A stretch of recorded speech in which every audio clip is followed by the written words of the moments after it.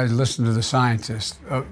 A convention having tens of thousands of people in one arena is very different than having people walk into a polling booth with accurate spacing to 6 to 10 feet apart, one at a time, going in and have machines scrubbed down. But I do think there are going to be a lot more. I think you could hold the election as well, dealing with mail-in ballots and same-day registration. I mean, there's a lot of things that can be done. That's for the Wisconsin courts and folks to decide. But I think it's possible to do both, to have both more mail-in ballots. People, and today is the last day, it gets till 5 o'clock to ask for one. There's an hour time difference from where I am in Wisconsin. And I think it could be done based on what I'm hearing from the news and what I understand the governor and others are saying. But that's for them to decide. All right. So seems like an encouraging message, but I mean, it's pretty irresponsible because there's no amount of social distancing that's really going to keep people safe in these polling locations, especially when you consider how many polling locations shut down because poll workers didn't want to show up and risk their lives. So all these people are jam-packed, they're crammed into the very few polling locations that remain open. Okay, let me do a little bit of a crass political analysis here. So first off, there's things in there that I objected to that I'm going to explain. But for Biden now, the bar is so low that I was like, oh, those were coherent thoughts. And we went maybe over a minute there where he didn't stumble or lose his train of thought. And I'm like, well, maybe that's a win. So now onto the substance of it. He says, well, I mean, convention, we should probably do that one virtual. But in Wisconsin, well, you got to get out there and vote. It'll be fine. Social distancing, right? No, it won't be fine.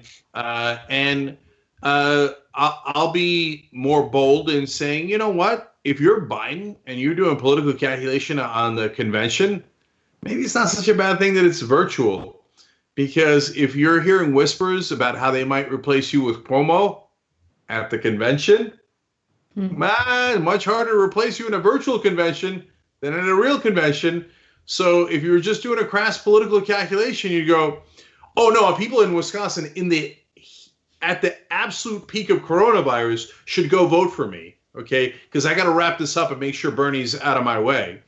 But later, months later, I don't know about a convention. Maybe we should do it virtual, right? And maybe not invite Andrew Cuomo. Yeah, he could Zoom bomb maybe.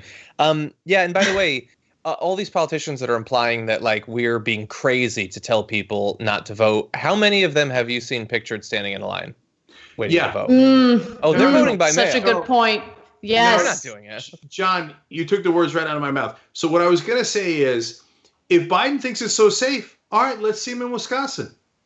If Biden's team is willing to have Biden go out, and he can wear 3 hazmat suits, I don't mind. Okay, but I don't want Biden to get hurt. Okay, I wouldn't want this wished upon him.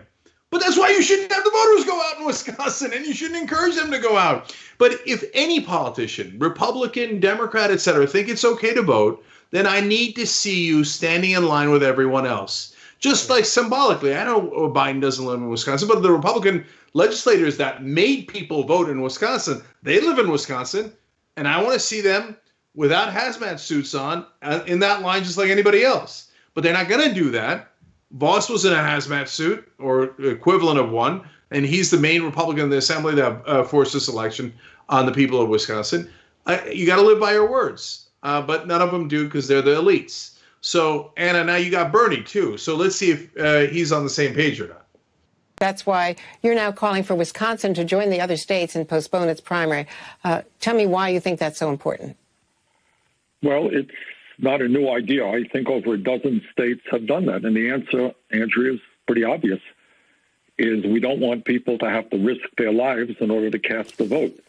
I think the proper process is, as quickly as possible, is for all states to allow people to vote by mail, get the word out, get the ballots out, and let people cast their votes without having to line up at a polling booth, have poll workers, often elderly people, signing up people.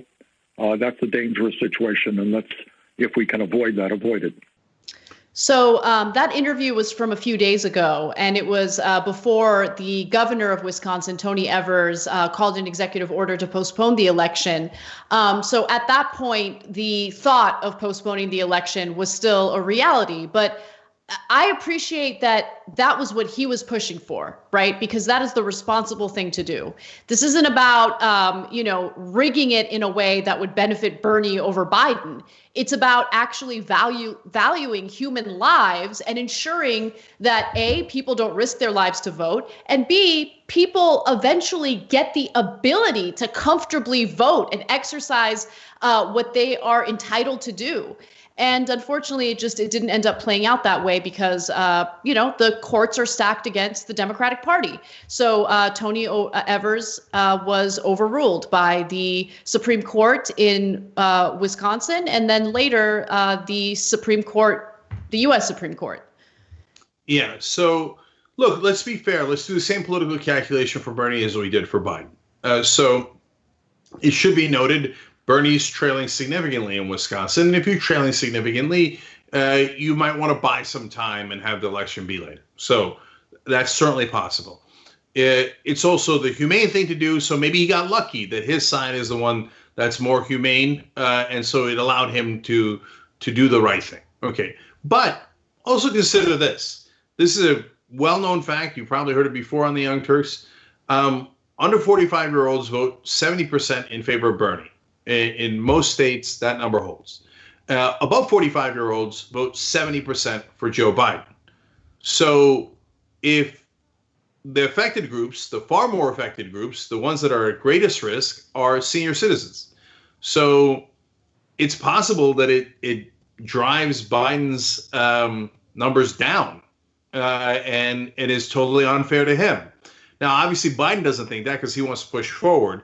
And he's probably right. It didn't play out that way in Florida or any of the other states on March 17th. Biden won decisive victories anyway. But that was March 17th. And here we are, several weeks later, where people have got the memo. Back then, a lot of folks hadn't gotten the memo. Now folks a lot clearer on how dangerous coronavirus is and how contagious it is. So who knows? But you know what Biden has in his back pocket that Bernie doesn't? Because if Bernie pulls off a miraculous upset victory in Wisconsin, the press will just delegitimize it on behalf of Biden and say, oh, it's because of coronavirus, it doesn't count. If Biden wins, they'll say it's a spectacular success and it means everything in the world.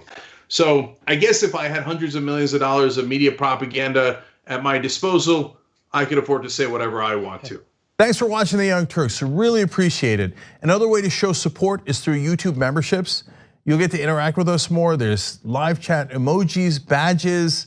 You've got emojis of me, Anna, John, JR. So those are super fun. But you also get playback of our exclusive member-only shows and specials right after they air. So all of that, all you gotta do is click that join button right underneath the video. Thank you.